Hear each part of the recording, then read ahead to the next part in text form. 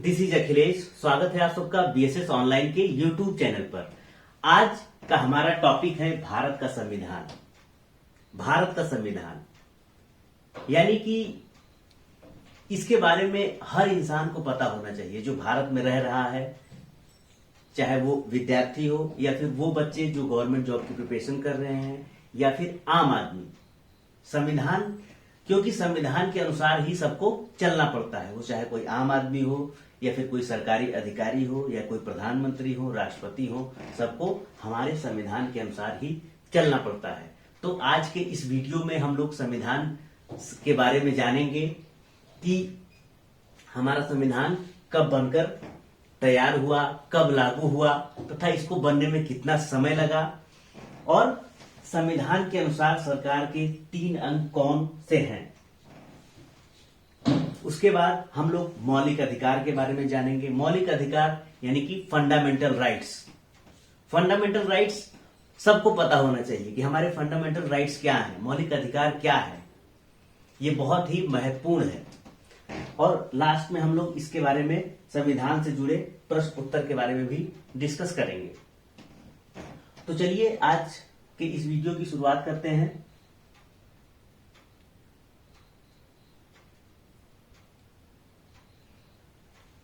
हम आपसे कहेंगे कि अगर आपको ये वीडियो पसंद आता है तो लाइक करें, शेयर करें तथा सब्सक्राइब जरूर करें। साथ ही साथ बेल आइकन को भी प्रेस करें जिससे कि जब अगला वीडियो आए तो आपको नोटिफिकेशन प्राप्त हो सके। तो चलिए समय को बर्बाद ना करते हुए हम लोग आगे की तरफ बढ़ते हैं।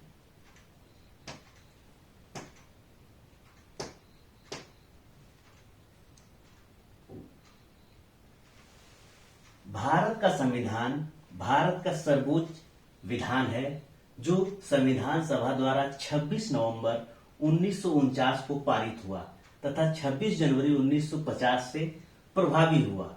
यह 26 नवंबर का दिन भारत के संविधान दिवस के रूप में घोषित किया गया, जबकि 26 जनवरी का दिन भारत में गणतंत्र दिवस के रूप में मनाया जाता है, जिसे हम लोग रिपब्लिक डे कहते हैं।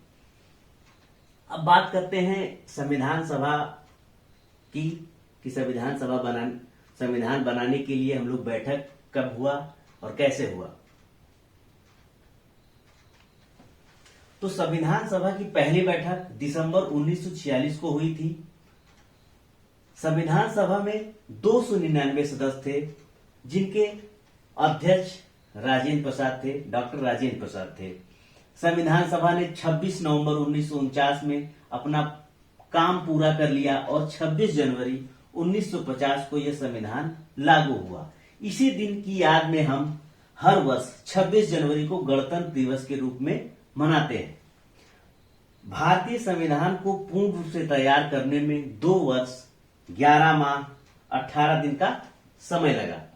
तो इस तरीके से हमारा संविधान बना। वैसे तो संविधान बनने की कहानी बहुत लंबी है। आप सोच सकते हैं कि 2 वर्ष 11 माह 18 दिन, लगभग 3 साल इसको बनने में लगा। तो इसके बारे में हम लोग विस्तार से अगले वीडियो में बात करेंगे। अभी संविधान की ड्राफ्टिंग कमेटी के अध्यक्ष BR अम्बेडकर थे। ड्राफ्टिंग कमेटी यानी कि प्रारूप समिति के अध्यक्ष कौन थे? BR अम्बेडकर। इन्हें भारत के संविधान का निर्माता भी कहा जाता है, यानी कि इन्हें हम लोग भारतीय संविधान के जनक के रूप में भी जानते हैं। अब हम बात करते हैं,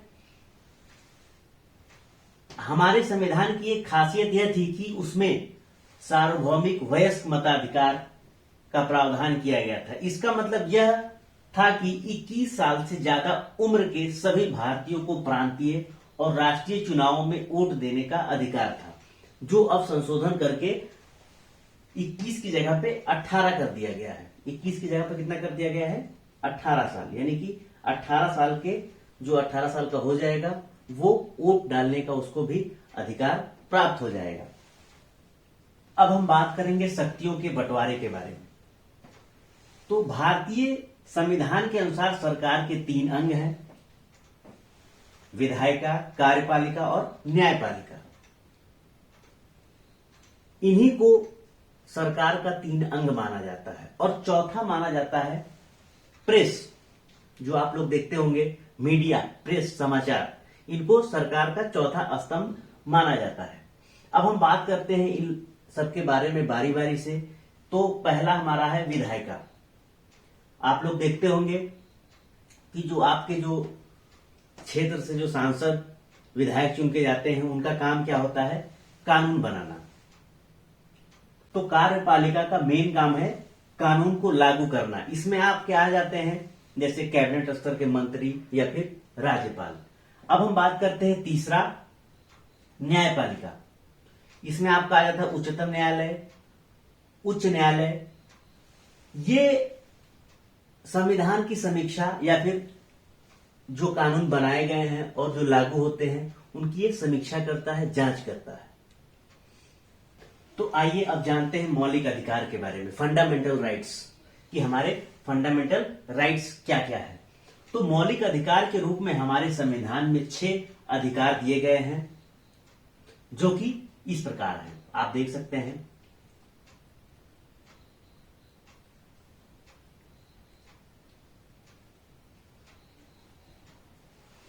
पहला है समानता का अधिकार, जो अनुच्छेद 14 से 18 में दिया गया है।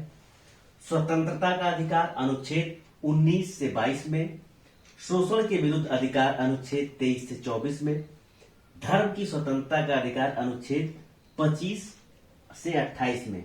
संस्कृति और शिक्षा संबंधी अधिकार अनुच्छेद 29-30 में। तथा संवैधानिक उपचारों का अधिकार, संवैधानिक उपचारों का अधिकार अनुच्छेद 32 में दिया गया है।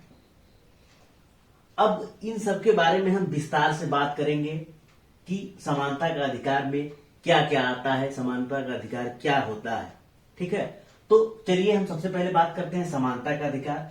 तो समानता का अधिकार भारत का संविधान सबको देता है कि सभी मनुष्य क्या है, समान है या फिर सब एक समान है।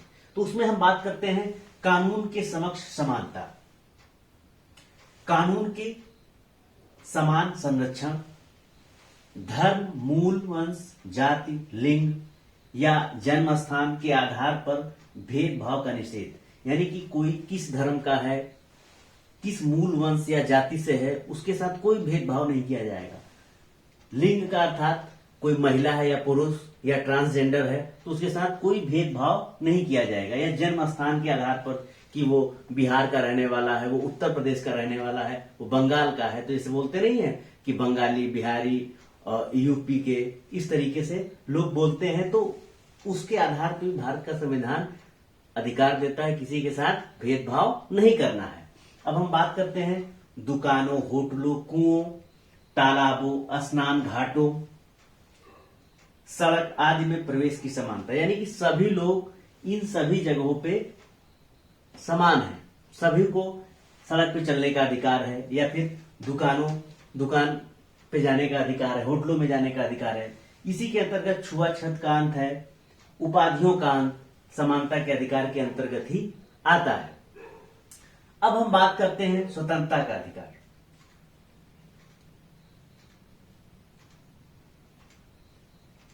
आप देख सकते हैं व्यक्तिगत स्वतंत्रता का अधिकार, भाषण और अभिव्यक्ति का अधिकार। दूसरा है शांतिपूर्ण ढंग से जमा होने का और सभा करने का अधिकार। यानी कि हम लोग शांतिपूर्ण ढंग से कहीं भी जमा हो सकते हैं और सभा भी कर सकते हैं। संगठित होने का अधिकार, हम संगठन बना सकते हैं। भारत में कहीं भी आने जाने का अधिकार, ये हमें अधिकार देता है कि हम भारत में कहीं भी आ जा सकते हैं। भारत के किसी भी हिस्से में रहने या बसने का अधिकार, भारत के हम किसी भी हिस्से में जाके रह सकते हैं, बस सकते हैं, अपना घर बना सकते हैं। ठीक है, और कोई भी पेशा चुनने या व्यापार करने का अधिकार, अपनी मर्जी से हम कोई भी पेशा चुन सकते हैं, कोई भी व्यापार कर सकते हैं। अब हम बात करते हैं शोषण के विरुद्ध अधिकार।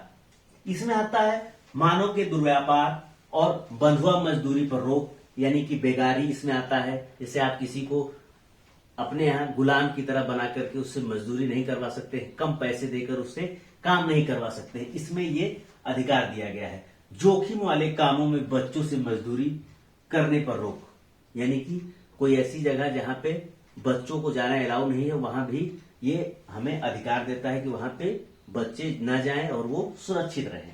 अब इसी क्रम में हम बात करते हैं धार्मिक स्वतंत्रता का अधिकार।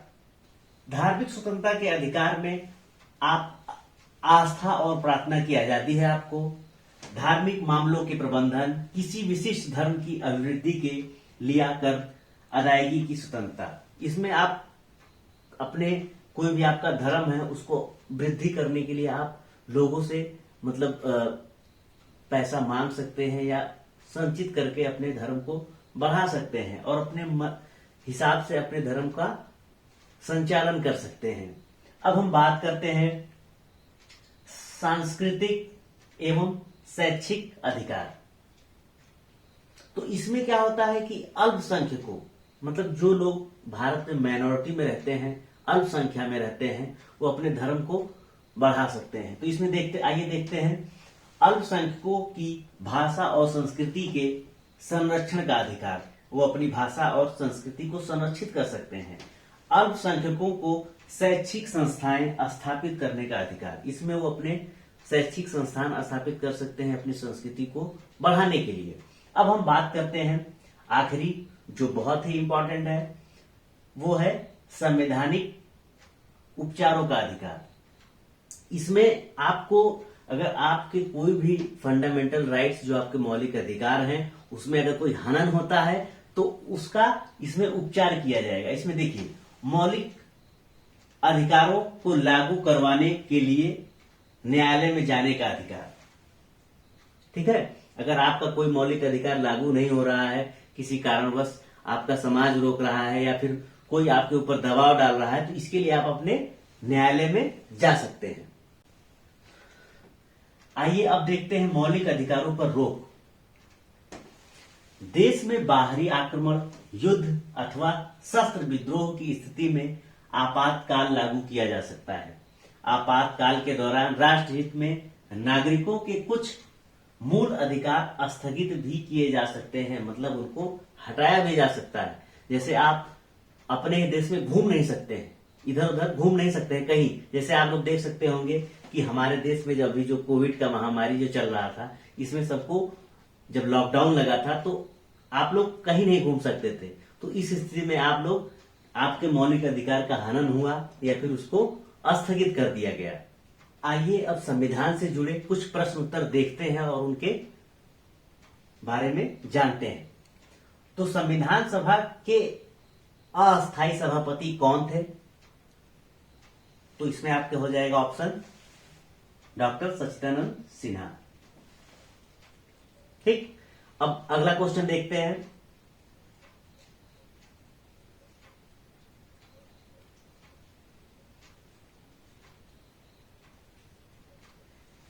दिसंबर 1946 को किसे संविधान सभा का अस्थायी अध्यक्ष चुना गया था? वो अस्थायी थे, ये क्या है? अस्थायी अध्यक्ष चुना गया। तो किसको चुना गया? डॉक्टर राजेंद्र प्रसाद को। अब आगे अगला क्वेश्चन देखते हैं।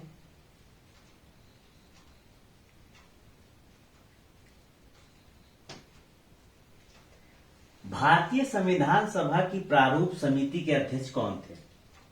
अभी हम लोग पढ़े थे ना, ड्राफ्टिंग कमेटी के अध्यक्ष कौन थे? तो डॉक्टर बी.आर. अम्बेडकर, ये थे प्रारूप समिति के अध्यक्ष। अब अगला क्वेश्चन देखते हैं। अगला क्वेश्चन है भारतीय संविधान कब अंगीकार किया गया? मतलब कि कब अंगीकार किया गया था या कब इसको अपनाया गया था? तो 26 नवंबर 1949 को इसको अपनाया गया था, ये आप लोग देख सकते हैं। अब अगला क्वेश्चन देखते हैं।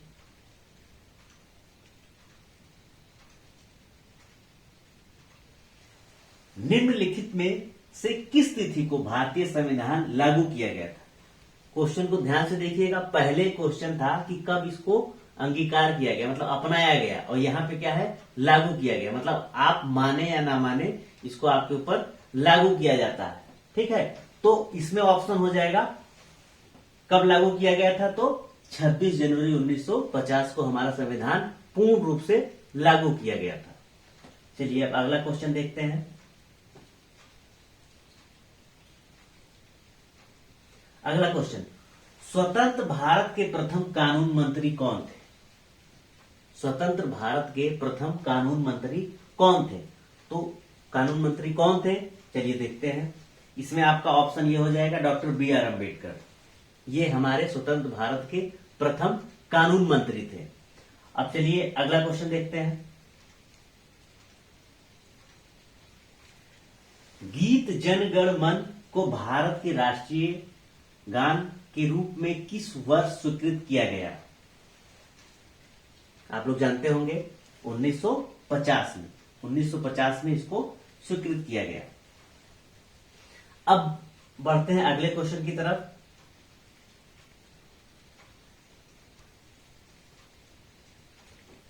अब क्वेश्चन देखिए आप लोग, चतुर्थ स्तंभ शब्द का प्रयोग निम्न में से किसे इंगित करने के लिए होता है?